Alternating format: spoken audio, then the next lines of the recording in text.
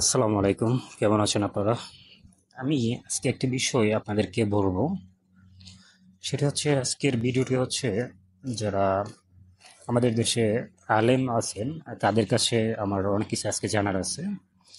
কারণ হচ্ছে, আমি আজকে ফজর নামাজ নিয়ে একটু কনফিউশনে আছি এখন পর্যন্ত। আমি প্রথমে বলে দিচ্ছি, এটা হচ্ছে ওমান। দেন এখানে হচ্ছে আপনার মসজিদ দেখতে পাচ্ছেন। এই মসজিদে আমি আজকে নামাজ পড়ছি। এখানে নামাজ পড়াকালীন আমি একটি বিষয় খেয়াল করলাম, সেটি হচ্ছে সচরাচর ফজর নামাজ শেষে যেরকম আপনার দ্বিতীয় রাকাতে গিয়ে রুকুতে যায়, তারপর সিজদায় যায়। তো এই বিষয়টা একটু আমাকে আজকে এখানে অবাক করছে। আর বিষয়টা কেমন অবাক করছে, এখানে আমি যখন দ্বিতীয় রাকাতে যাই, যাওয়ার আগে যখন রুকুর আগেই এখানে আপনার নামাজের মধ্যে আপনার হচ্ছে কি হাত তোলা হয়েছে। দ্যাটস মিনস হচ্ছে আপনার মোনাজাত করা হয়েছে। তো মোনাজাত করার এক পর্যায়ে তারা কিন্তু সে মোনাজাতে, আমরা নর্মালি যেরকম মোনাজাত করি সেম টু সেম মোনাজাত করছে। তারপর হচ্ছে সরাসরি চলে গেছে আপনার সিজদার মধ্যে, রুকুতে যায়নি।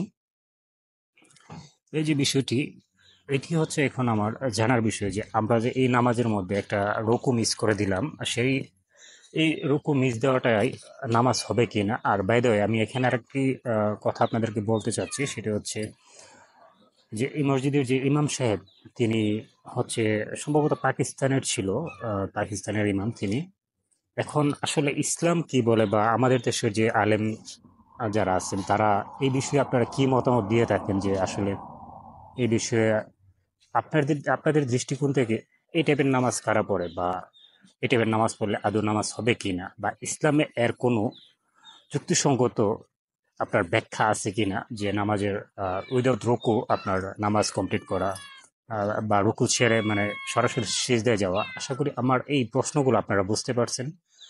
তারপর যদি আমার কথা আপনারা যদি ক্লিয়ার না হন, আপনারা অবশ্যই কমেন্টস করবেন। আর আমি অবশ্যই এই ভিডিওতে যারা আলেম আছেন এবং বিজ্ঞ, যারা ইসলাম স্কলার আছেন, ইসলামিক স্কলার্স যারা, তাদের কাছে আমার এই আজকের প্রশ্নটি, আশা করি অবশ্যই আপনারা যদি এই ভিডিওটি দেখে থাকেন তাহলে অবশ্যই আমাকে উত্তর দিয়ে সহযোগিতা করবেন।